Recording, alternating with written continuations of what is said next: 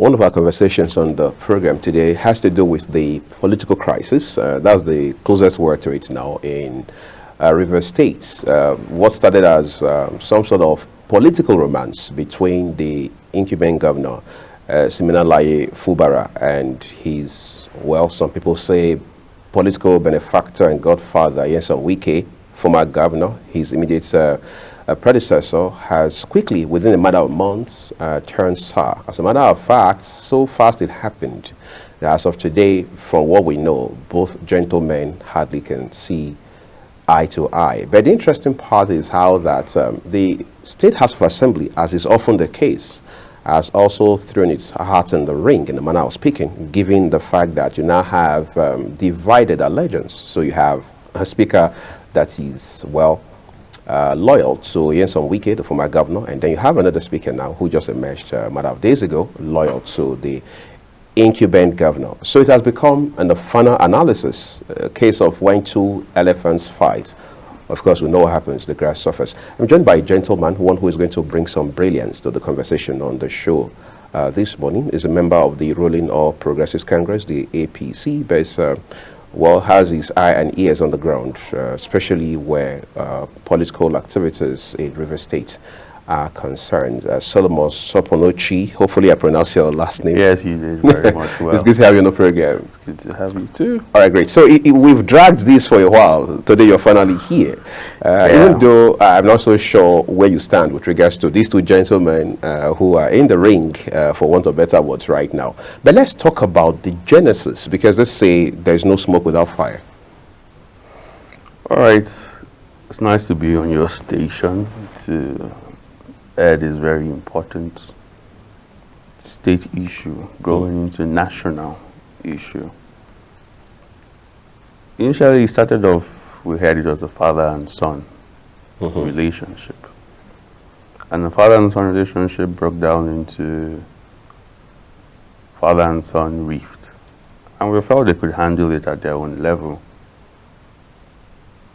And all hell was broken. As of December last year, it looked going forward. We had defections. We had the emergence of a speaker, which you didn't even recognize, Edison Ehie, who later now is the chief of staff to the current governor. And since then, we now had an intervention of Mr. President coming in to restore that peace. But like you said, what exactly is the genesis of the problem? We do not know, because it's shielded behind father and son relationship.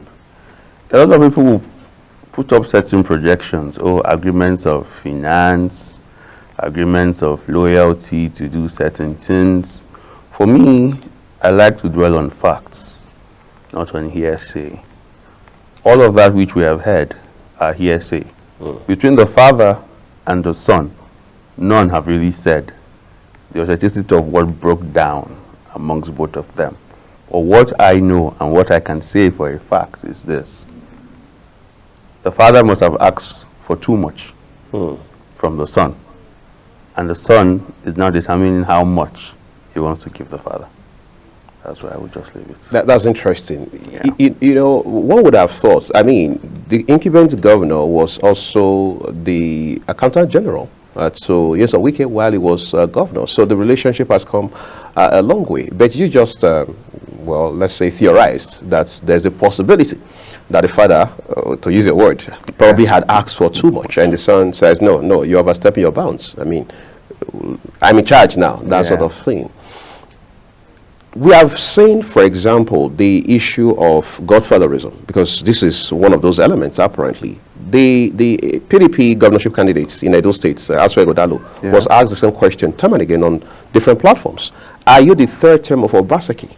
He said no. But he said something very instructive. He said he can't be the third term of Obaseki because the model has never worked. This idea of one person succeeds the other, then the successor becomes loyal to the predecessor, even at the detriment of the state. Is this just a repeat? I mean, are we reinventing the wheel here?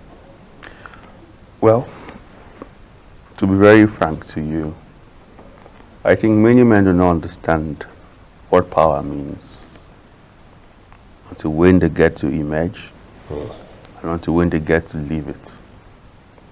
Between the Godfather and the Godson, one is dependent on the other. So who is dependent on At every point in time. Let me give you the analysis. Before the Godfather drops off, the Godson depends on the Godfather.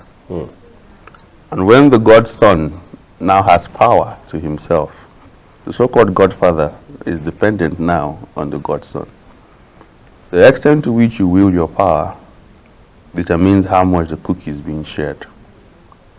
For example, like you rightly said, Igodalo had said for Edo State, he is simply telling you he understands what power is. And has said this does not work. I have power today, I will use my power as best fit as it suits me. Whatever argument both of us might strike in now might be from a position of what? Anticipation, interest, and call it some bit of hopeful anxiety of success. But when a man gets what he's looking for, what else? I have the power now, so I would use it.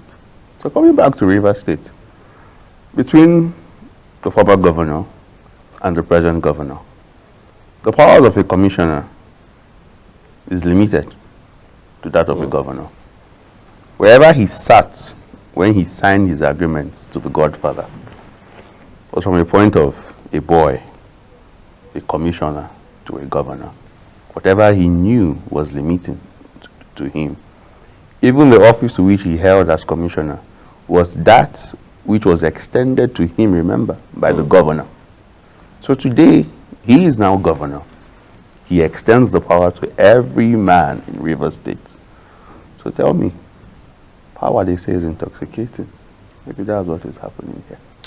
When President Tinubu intervened in October, I guess, last year, one would have thought that was definitive, as they say in law. I mean, that was going to bring closure to this whole crisis. That just hasn't happened yet. So what is the explanation for that? So, I'd like to answer you with peace, an agreement between two parties. The failure of agreement brings discord. The president intervened. A peace deal was struck, but an agreement was kept. Now, the president, in his wisdom, also being the president of Nigeria and father of all, to which he swore an oath of office to protect lives and property and see to the affairs of the nation, and Rivers State being part of Nigeria, he intervened and called two sons of Nigeria, two sons of Rivers State, to take the toll of peace. Regardless, one party claiming that they were not too happy, but they chose to go on with it out of respect, not constitutionally, not legally bounding, but on the promotion of what? Respect. And we saw a little silence, recall of whatever had happened, and review of whatever was signed. And the governor promoted that.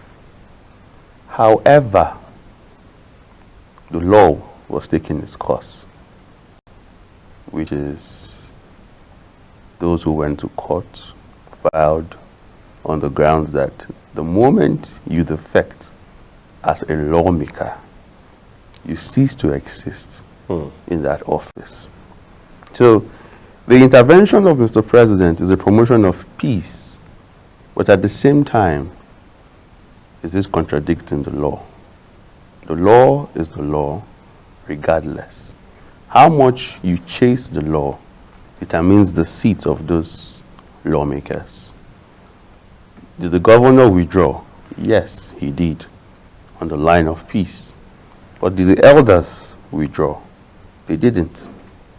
They held their position of the law. They went to the courtroom. and filed their cases, which is still standing till today. So, however, those elders were not present whatever pally that was being discussed with Mr. President. And they have every right to go about how they choose fit to deal on the matters concerning the state which they act as elders. So we have the pally agreed by the governor, but yet we have the elders who have taken the part of the law and hoping that the law will take its course. Interesting. But again, there are people who say former Governor Nyesom Wike is over pushing his luck, because you have done 8 years, you're out of office. You need to cut this gentleman some slack, let him focus, and all of that. Isn't there some sense in that argument? Well, like I said earlier, it's a position of a father over asking, and the son determining how much He can give to the father. You see, like I said to you earlier, power is power, and it's intoxicating. Both men come from a position of power, and power comes with giving and taking.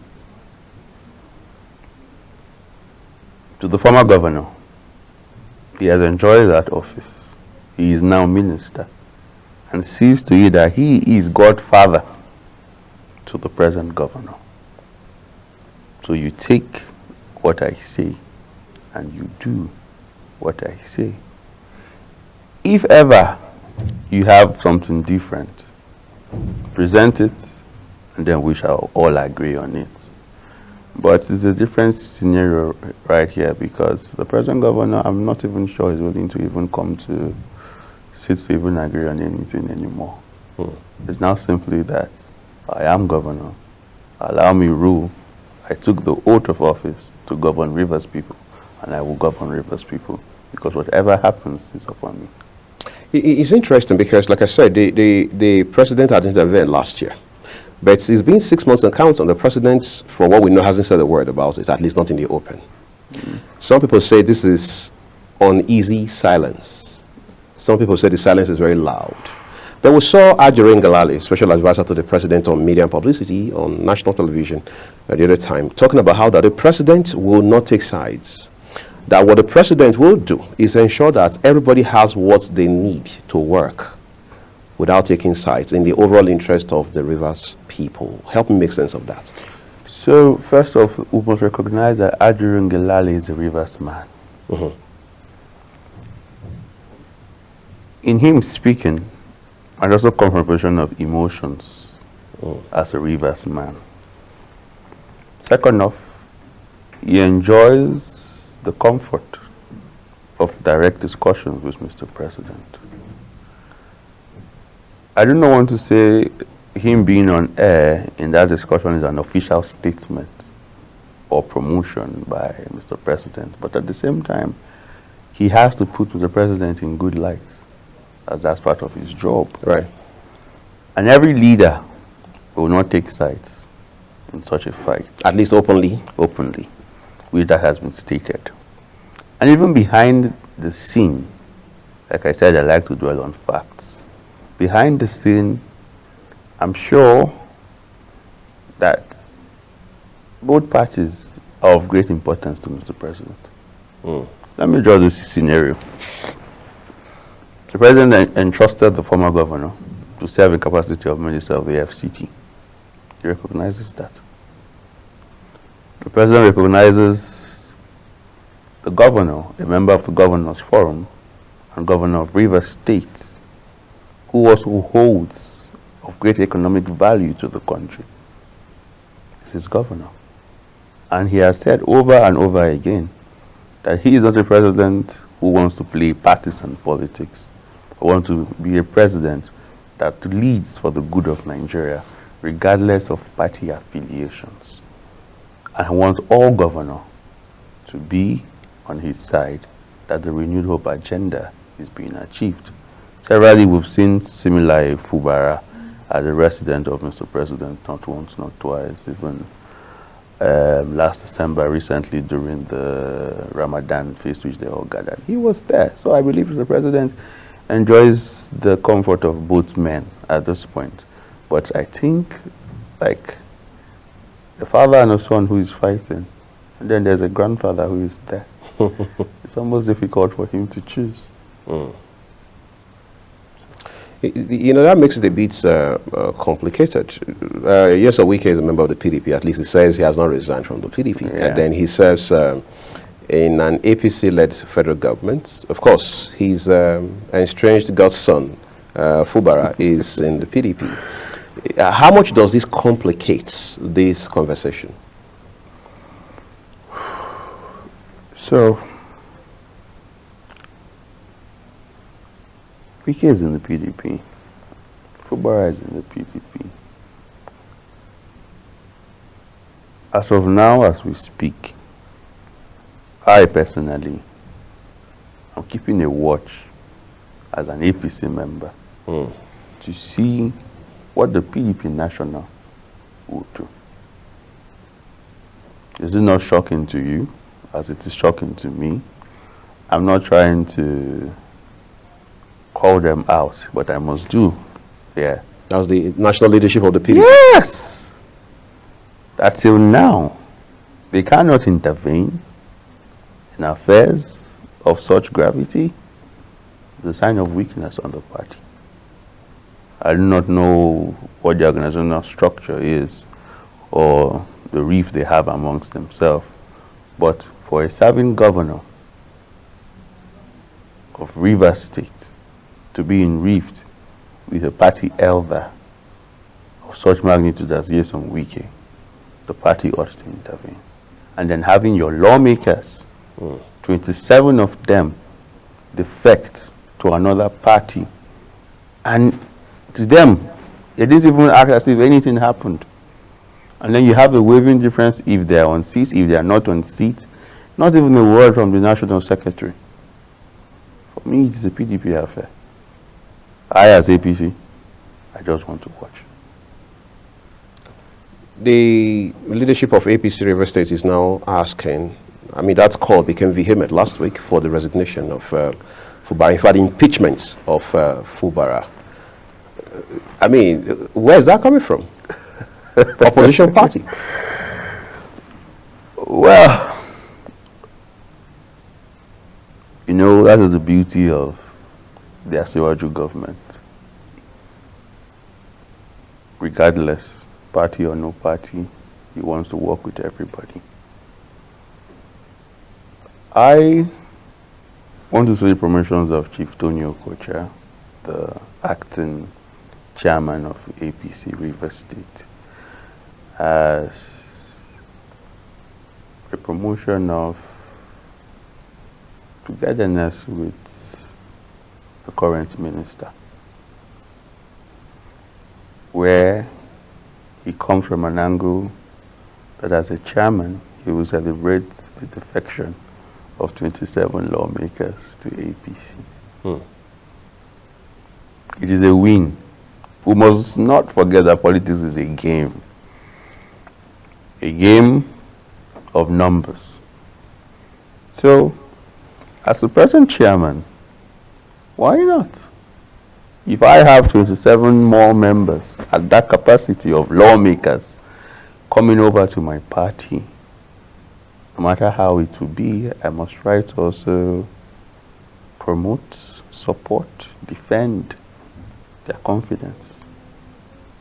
So I see that's what is playing out here.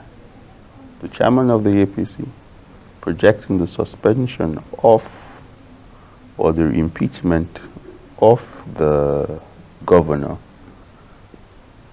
is simply party politics. I don't want to say much more than Party politics. Party politics. Governor Fubara says the House of Assembly building is long overdue for renovation. I mean, how timely or otherwise is that? Is it politically motivated? Because some lawmakers are saying, look, the governor is using that as a pretext to want to achieve other political objectives. Okay. And I'll say it again. I love to deal on facts. The governor is the chief custodian of the state.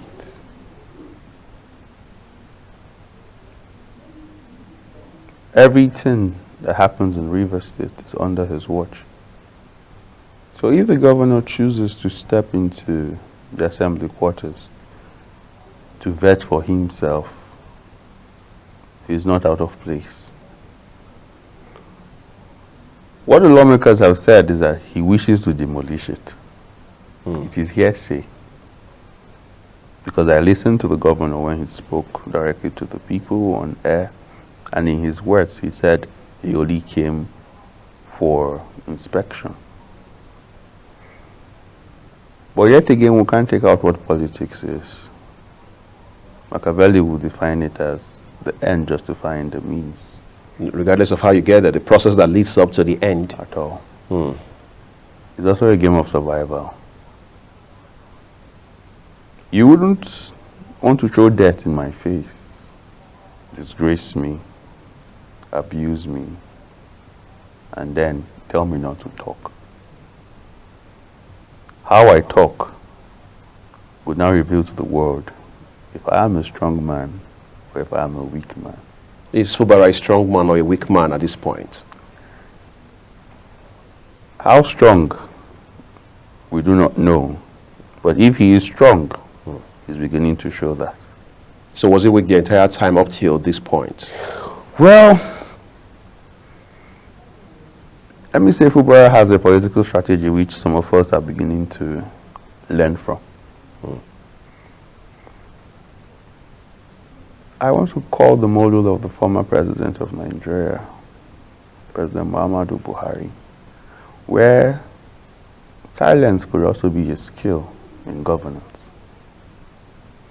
where you operate from an angle of talk less and act. Fubara is not the regular politician. I won't even consider him as one up until now. He's been a civil servant all his life. Career civil servant. Career civil servant. So this might be his first promotion of politics. So if he plays it a little bit different from the books, yes, it's expected. Some of us are watching and learning. Talk less and act. Where is acting? You cannot predict, you cannot say, but all what we know, the man is acting. So far, we understand that an executive order from last year, signed by Governor Fubara, to move House of Assembly sittings to Government House has emerged now. Now, if that piece of, if you like, document is enforced, it means ultimately the House of Assembly will practically move. I mean, their sittings will move. But somebody has asked a question, who owns the maize between both speakers? Maybe that's another element altogether. Then we have seen where, for example, in Edo State at the point, the roof of the House of Assembly had been taken off because the former governor at that time, Adams Oshiomhole, said renovation was crucial. All right. Well, of course, we knew how the drama played out eventually. We've also seen, even under Gordon Obaseki during his first term, how they also moved sittings to exactly to Government House and all of that. So it's more like a pattern or a model for governors. But what does it mean if the sitting moves to Government House ultimately? Who does it favor, Wike or Fubara? Right now, it favors Fubara. So I will not sit here and tell you before Nigerians who are watching of what is wrong being right. Governors move the assembly to the government house solely for their own political favor. Nothing else. Nothing else. And it shows you how much as a people we choose to accept whatever comes from the top. It also shows you how not independent the legislature could be, because their duties are to checkmate the executives. So if you have an executive who sends your office inside his house, chooses when he opens the door, chooses when his lights out, chooses who has access in and access out, Tell me. Won't you just walk in favor of whatever that person tells you? So that's why governors will definitely do that. Because they can now control in totality what happens. So if I'm to be impeached, I will choose number of persons that will come in. Because the sittings happen right under your very nose. Right under your very nose. And you can end whatever process that costs of... so like I said, politics is playing out. It's a game. Survival is happening here. Fubara wants to survive. Let's talk about the involvement, the level of involvement of the House of Assembly in all of this, and then the divergence we now see, the divided loyalty. Walk me through all of that, how these dynamics are playing out, because obviously you have two speakers now. Well, the moment Assembly members lose their seats, they ought to be declared vacant. On account of defection? On account of defection. Declared by the Speaker. And the message sent to INEC to come conduct fresh elections. But the dynamic here is beautiful and different. We learn every day. And from mistakes that happen, maybe the Constitution is being reviewed. The Constitution said the Speaker will declare the seats vacant. But nobody ever thought of, what if the Speaker is part of the defection? So we have a Speaker now who is part of that process of defection. Probably even led the defection. Probably even led the defection. And by law, the moment you do that, your seat is being declared vacant by the Speaker and even by the Constitution. So there must be a Speaker who would even vet the confirmation of their so-called defection if it meets up. Because basically, Constitution said if there's internal crisis and all that, you can do that. So there must be a Speaker who would vet that process and see if your defection is carried, and then there's no need to declare the seats vacant. But up until when that vetting is done, the seats is vacant. But now the Speaker is part of the defection. So that's one side. In absence of a Speaker, there is a need for a Speaker to take over immediately. And we had the emergence of Edison Ehe, who immediately declared all their seats vacant. Immediately. And the beautiful thing about this set of 32, now then 31 lawmakers, they are all from the same party. All from the same party. The PDP? Yes, the PDP. So Edison Ehe declared them vacant.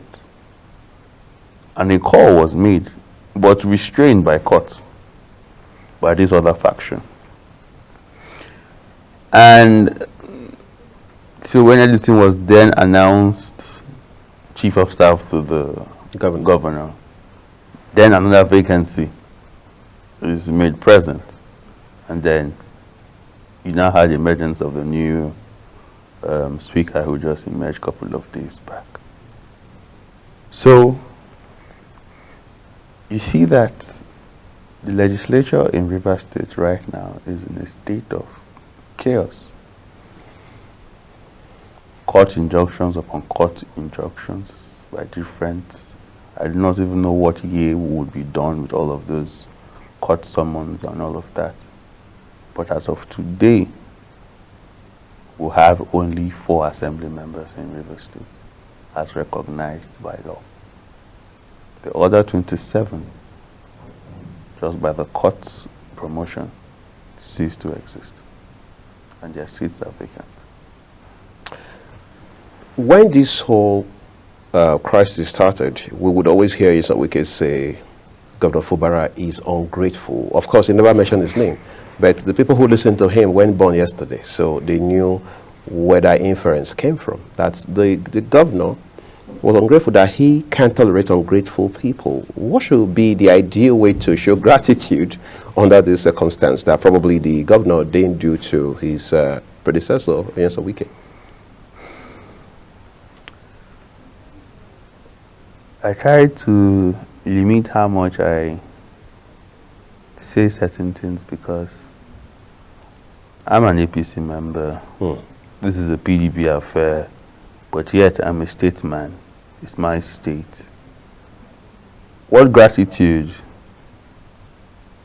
is the minister asking about? I cannot say. Because gratitude to you might not be the same gratitude to me. What you call appreciation to me might not be befitting to me. So I do not know what is befitting to the minister. In terms of gratitude? In terms of gratitude. And to be fair to the minister currently, to be fair to him, like I said, it was a father and son relationship. And how much they have come, it's quite a long way. From him serving as local government chairman and having Similayo Fubara working with him then as councillor also, to promotions to chief of staff, and had him over in the civil service, and then him emerging as governor with sets of promotions to Fubara, accountant general, and then finance and all of that. So they've come a very long way. It's a father and son relationship, no doubt. So gratitude, in its definition between both of them, might be quite different from how I myself might understand it. Because we do not know, both on the scene and off the scene, how much they might have gone for each other in assisting their political ambitions. As it stands right now, let's talk about the implications for the people of River State. Because like I mentioned earlier, when two elephants fight, the grass suffers. I'm not so sure Governor Fubara is as focused on his job of being the governor of the state now as he ordinarily should be if this crisis had not erupted in the first instance. How much does this hamper his ability to focus and provide governance for the people? Truth be told, governor is fighting his worst to survive, to govern the people, promote his political career, assert his position on the people. It's distracting. We don't even know if the budget is passed, if the budget is not passed. What exactly? You have the tiers of the local government fighting him back, which is the grassroots. So tell me, how can he be focused? He cannot be focused. From legislature to local government to commissioners who have withdrawn, elder statesmen for and against. Tell me. He cannot be focused. There's a limit to what success would be for Fubara. Like I said to you, we do not know when the court cases will come to an end, as there are so many on ground. 27 lawmakers out. That means 27 representatives of different constituencies off the picture. You have just about 4 of them. In a right working system, can the capacity of 4 people chair the assembly of such a state like River State? You have local government chairmen who are to take down grassroots mobilization and development, also fighting with the governor. So how does he exercise this? A budget not past. So where do you go forth? Then on scale of representation, how can you even attract foreign direct investors in a chaos existing system? They will not come. Even currently check on every statistics which presented by states now, Rivers State is left in blank because you do not have a budget. So where do they come to you from? Because they cannot report what does not exist or what has not been put into law. So it is a trying time for any man. It is a trying time for the governor. It's a trying time for the state. It's a trying time for the polity of Rivers State. In fact, you cannot even enjoy politics in Rivers State anymore because you're almost held bent to tie yourself. Are you for him? Are you against him? Are you for Wike? Are you against Wike? I see politics have never existed in Rivers State without these two men. It has existed. It will exist. Even after them. Even after them. But right now, everybody is almost called to take an affiliation. People like myself,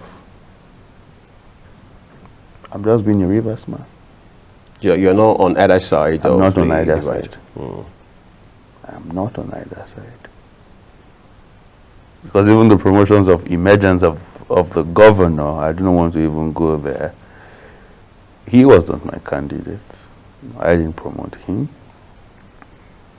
But when God has given power to a man and who wields the control of your state, you have no choice than to pray that he leads the people well.